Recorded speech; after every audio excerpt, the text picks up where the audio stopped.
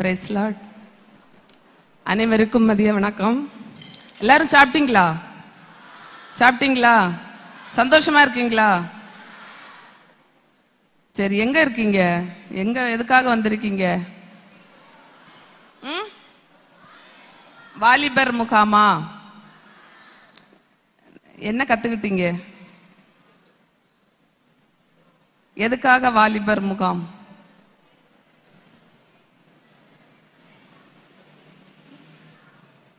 எதுக்காக? சும்மா பார்த்துட்டு போலான்னு வந்தீங்களா?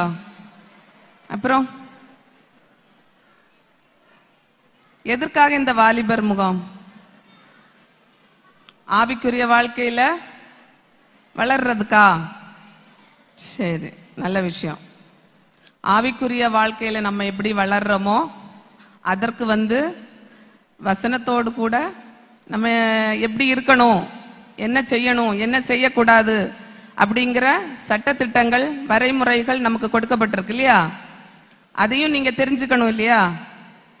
எல்லாருக்கும் எல்லா விஷயமும் தெரியும், ஆனாலும் தெரியாதது மாதிரி சில நேரத்தில் நடந்துக்கிறோம் நம்ம. ஸோ அதுக்காக நாங்கள் 25/4/2025 நமது மாவட்ட காவல் கண்காணிப்பாளர் SP திரு ஸ்டாலின் IPS அவர்களால் நிமிர் அப்படிங்கிற திட்டம் ஏற்படுத்தப்பட்டு நம்ம கன்னியாகுமரி மாவட்டத்துக்கு 5 சப்டிவிஷன் இருக்கு. 5 சப்டிவிஷன்ல ஒவ்வொரு சப்டிவிஷனுக்கு 3 பெண் காவலர்கள் வீதம், மொத்தம் 15 பேர் நம்ம கன்னியாகுமரி மாவட்டத்தில் இந்த நிமிர் டீம்ல ஒவ்வொரு குழுவா இணைஞ்சு செயல்பட்டு இருக்கிறோம். அது எதுக்காக ஆரம்பிக்கப்பட்டது அப்படின்னா, நிமிர் தி ரைசிங் டீம் அப்படின்னா பெண்கள் மற்றும் 18 வயதிற்கு உட்பட்ட ஆண் பெண் குழந்தைகளுக்கு எதிரான பாலியல் குற்றங்கள் தடுப்பு குறித்த ஒரு விழிப்புணர்வு வழங்க வேண்டும் அப்படிங்கிறதுக்காக அவரால் ஏற்படுத்தப்பட்டது. அதன்படி பார்த்தீங்கன்னா ஒவ்வொரு ஸ்கூலு, காலேஜ், சர்ச்சஸ், பெண்கள் கூடுகிற இடங்கள், குழந்தைகள் கூடுகிற இடங்கள் எல்லா இடத்துலையும் நாங்கள் இந்த விழிப்புணர்வை கொடுத்துக்கிட்டு இருக்கிறோம். இன்னைக்கும் இந்த வாலிபர் முகாம் நடக்குது அப்படிங்கிறத கொஞ்ச நாளுக்கு முன்னாடியே அட்வர்டைஸ்மெண்ட்ல பார்த்தேன். சர்ச் இதில் போட்டிருந்தாங்க குரூப்பில். அப்போ ஒரு ஆசை இருந்துச்சு எனக்கு, எப்படியாவது இந்த லீவு போட்டாது, இந்த டீம்ல இருக்கிறேன், லீவ் போட்டாது இன்னைக்கு இங்க போனா கொஞ்சம் நல்லா இருக்கும், சந்தோஷமா இருக்கும் அப்படின்னு மனசுக்குள்ளதான் நினைச்சேன். ஆனா நேற்றைய தினத்துல எங்க வாகனத்துடைய டிரைவர் தம்பி போதகர் ஐயா சொன்னாங்கல்ல, ஜோஸ் பாஸ்டர் சொன்னது மாதிரி அவங்க தாய் சபையோட உறுப்பினர், அவங்க திக்குறிச்சி திருச்சபையின் உறுப்பினர். அவங்க எங்க டீம்ல வண்டி ஓட்டுநரா இருக்கிறாங்க. அவங்க சொன்னாங்க, மேம் நாளைக்கு மத்தியானம் இங்க ஒரு வாலிபர் முகாம் நடக்குது, அதுல நம்மளை பேசுறதுக்காக ஒரு 10 நிமிஷம் டைம் தராங்க, உங்களுக்கு வர முடியுமான்னு கேட்டாங்க. நம்ம போலாமா அப்படின்னு கேட்டாரு. அப்ப ஏசப்பாவோட சித்தத்தை பாத்தீங்களா?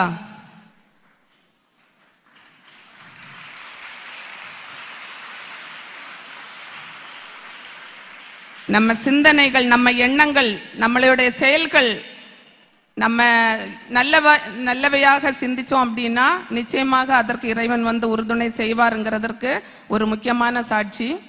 அப்ப இன்னைக்கு இந்த இடத்துல எங்களை கொண்டு நிறுத்தி இருக்கிறாங்க. ஃபர்ஸ்ட் சொன்னாங்க ஒரு 400-500 பேருக்குள்ளதான் இருப்பாங்க அப்படின்னு. வெளியே வந்தோடனே பாஸ்டர் சொன்னாங்க 3000 பேர் இருக்கிறாங்க அப்படின்னு. எனக்கு அந்த 3000 அப்படின்றத கேட்ட உடனே ஒரு சின்ன ஒரு திக்கு அப்படின்னு ஆயிடுச்சு. சரி, 3000 பேருக்கு மத்தியில தகுதி இல்லாத என்னை தகுதிப்படுத்தி இறைவன் இந்த இடத்துல என்னை கொண்டு நிறுத்தி இருக்கிறாங்க அப்படின்னா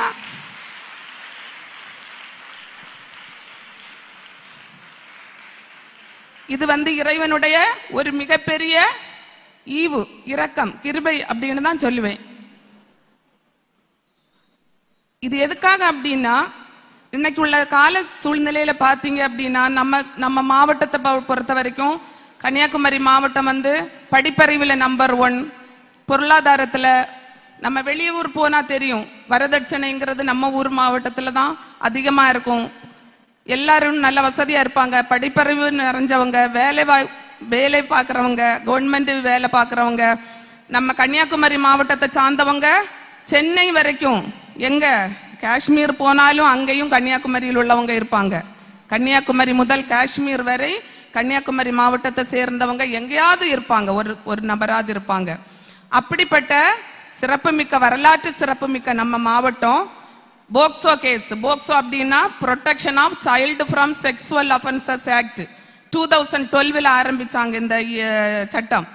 இந்த சட்டத்திலையும் நம்பர் 1.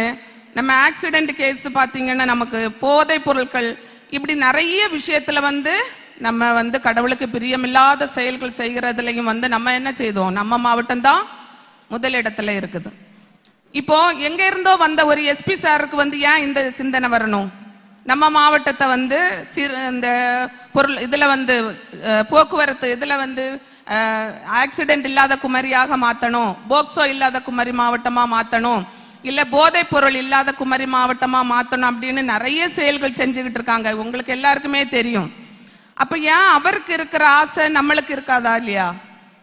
எத்தனையோ பிள்ளைங்க 10th 12th முடிச்சவங்க 2 வீலர் 2 லட்சம் 3 லட்சத்துக்கு பைக் வாங்கி தந்தாதான் நான் அடுத்த ஸ்கூலுக்கு போவேன், இல்லைன்னா செத்து போயிடுவேன் அப்படின்னு பிளாக்மெயில் பண்ணி கடனை உடனே வாங்கி குழுவில் லோன் எடுத்து அங்கே வாங்கி இங்கே வாங்கி கொஞ்சம் இருக்கிற நகைகளை அடகு வச்சு விற்று பிள்ளைங்க கேட்குறத வயசுக்கு மீறி எடுத்து கொடுக்குறாங்க. இன்னைக்கு அந்த பிள்ளைங்க இன்னைக்கு நம்ம கூட இல்லை, உயிரோட இல்லை. எத்தனையோ குடும்பங்களில் பிள்ளைகள் இல்லாத பெற்றோர் அனாதையாக இருக்கிறாங்க. பெற்றோர் இல்லாத பிள்ளைகள் இன்னைக்கு சிங்கிள் பேரண்ட் பிள்ளைகள் நிறைய இருக்கிறாங்க. இன்னைக்கு அந்த இது நினைச்சு பார்க்குறப்ப உங்களுக்கெல்லாம் நம்ம இங்கே வந்திருக்கிறவங்களுக்கு கடவுள் எல்லா வித ஆசீர்வாதங்களையும் தந்திருக்கிறார் இல்லையா?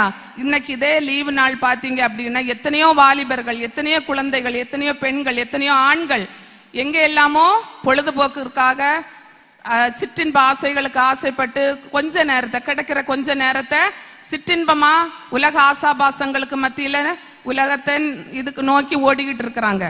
இன்னைக்கு அவங்களோட மத்தியில இன்னைக்கு தேவன் உங்களை இந்த இடத்துல கொண்டு உட்கார வச்சிருக்கிறார். வாலிபர் பெருவிழா அப்படிங்கிற ஒரு அமைப்பை ஏற்படுத்தி இங்க உங்க உட்கார வச்சிருக்கிறாங்க அப்படின்னா நீங்க எவ்வளவு பேர் பெற்றவங்க இல்லையா? பிள்ளைகள் கர்த்தரால் வரும் சுதந்திரம், கர்ப்பத்தின் கனி அவரால் கிடைக்கும் பலன் இல்லையா?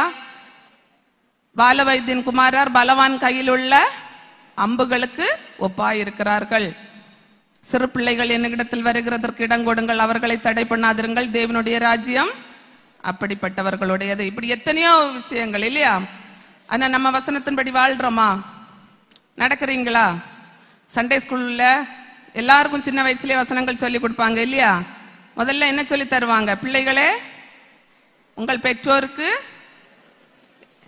யாருக்குள்ள கீழ்ப்படியணும்? கர்த்தருக்குள் இது நியாயம் இல்லையா? சொல்லியிருக்க. கீழ்ப்படுகிறீங்களா? எத்தனை பேர் கீழ்ப்படுகிறீங்க? எல்லாருமே கீழ்ப்படுகிறீங்களா? கை தூக்குங்க பார்க்கலாம். எத்தனை பேர் கீழ்ப்படுகிறீங்க?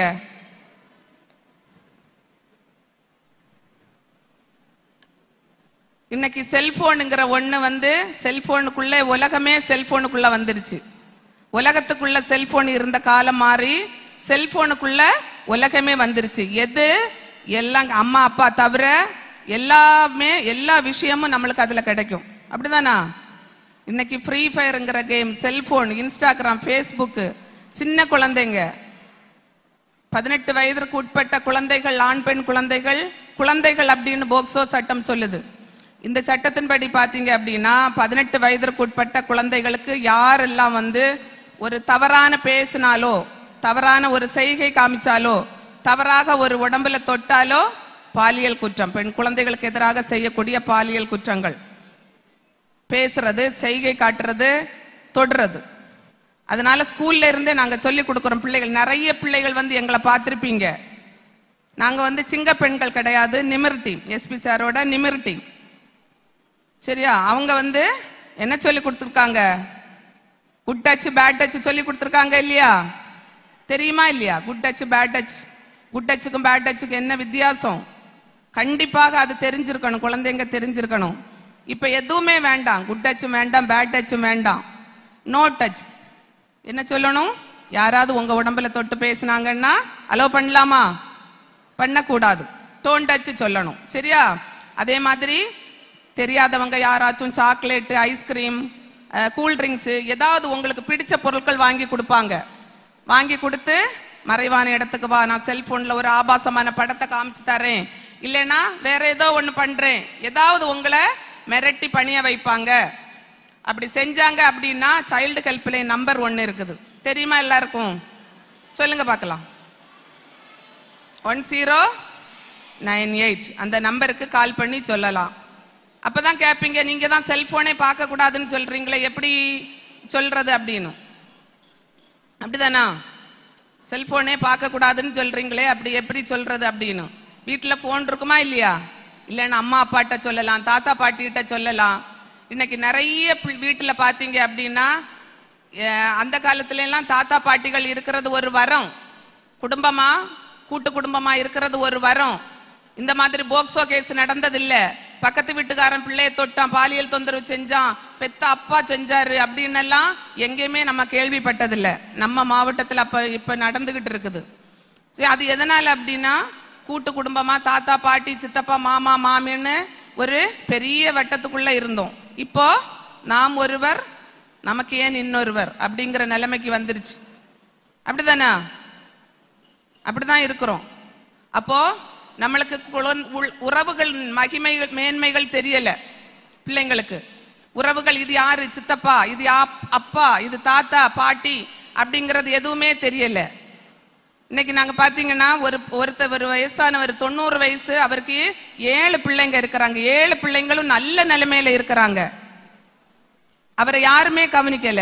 ஒரு வீட்டுல ஒரு பெரிய வீடு, அதுக்கு பின்னாடி ஒரு சின்ன இந்த பாத்ரூம் மாதிரி ஒரு இதுல கட்டி போட்டு ஒரு சின்ன கட்டில் கொண்டு போட்டிருந்தாங்க. அவருக்கு சாப்பாடு கொடுக்க ஆள் இல்ல. அதுக்கப்புறம் பக்கத்து வீட்டுல உள்ளவங்க சாப்பாடு கொண்டு கொடுத்து 2 நாளுக்கு அவருக்கு பசி தாங்க முடியாம கட்டில இருந்து கீழே விழுந்திருக்கிறாரு. விழுந்து நடக்க முடியாம மோஷன் யூரின் எல்லாம் தானா போய், அப்புறம் பக்கத்து வீட்டுல உள்ளவங்க எங்களுக்கு நிமிர் டீமுக்கு அடிச்சு சொன்னாங்க. நாங்க போய் பாக்குறப்ப அவ்வளவு சகிக்க முடியாது. பிள்ளைங்கள் எல்லாம் பெரிய பெரிய வீடு கட்டி நல்ல நிலைமையில இருக்கிறாங்க.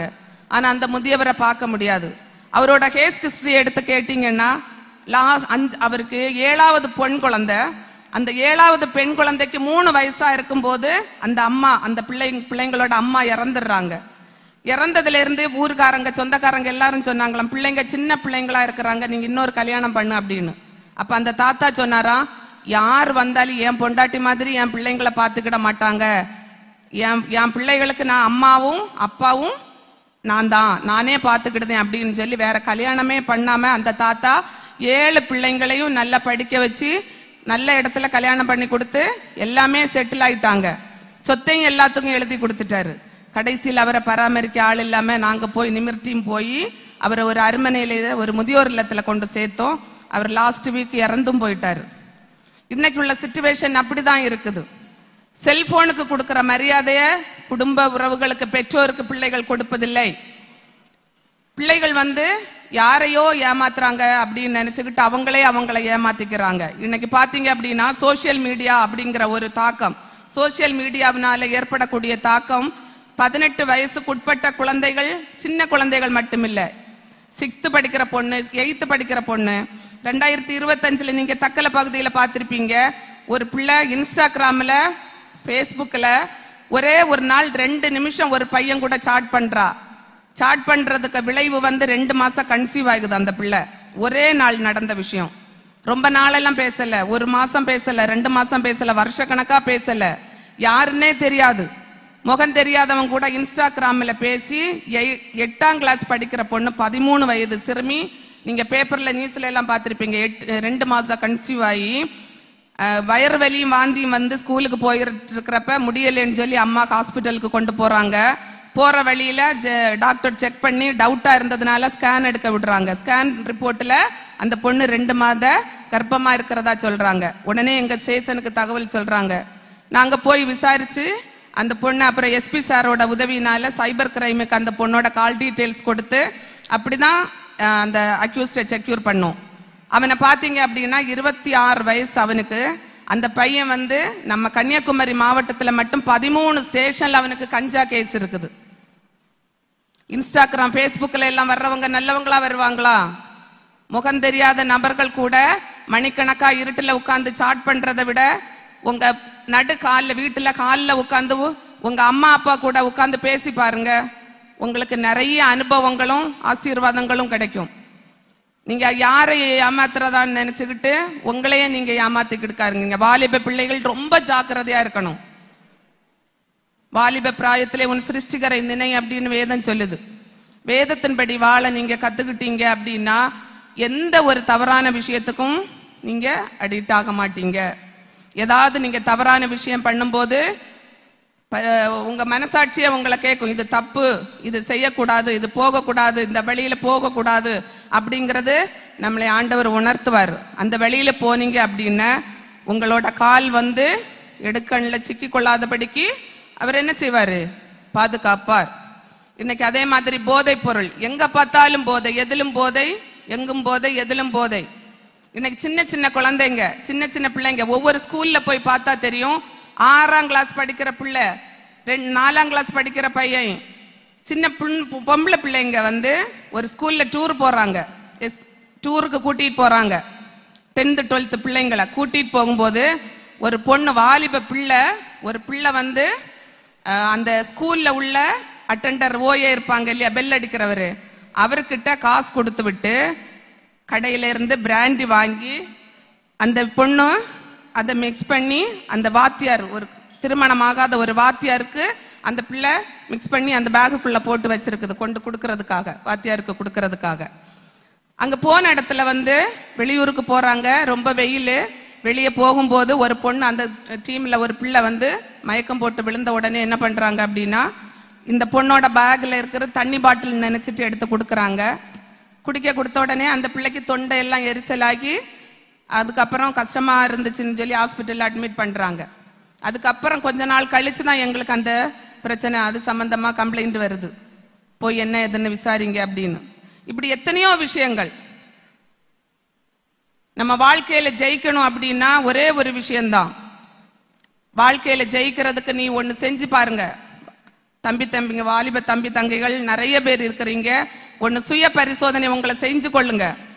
நீங்க அடுத்தவங்க தெரிஞ்சா பரவாயில்லன்னு ஏதாவது ஒரு விஷயத்தை நம்பி செஞ்சீங்க அப்படின்னா அதை நம்பி செய்யலாம். நீங்க இது யாருக்குமே தெரியக்கூடாது, எனக்கு மட்டும்தான் தெரியணும், அம்மா அப்பாக்கு, ஃப்ரெண்ட்ஸுக்கு, கூட பிறந்தவங்களுக்கு, சொந்தக்காரங்களுக்கு யாருக்குமே தெரியக்கூடாது அப்படின்னு நம்பி செய்யற ஒவ்வொரு விஷயமும் உங்களை ஆபத்துல தான் கொண்டு போய் விடும்.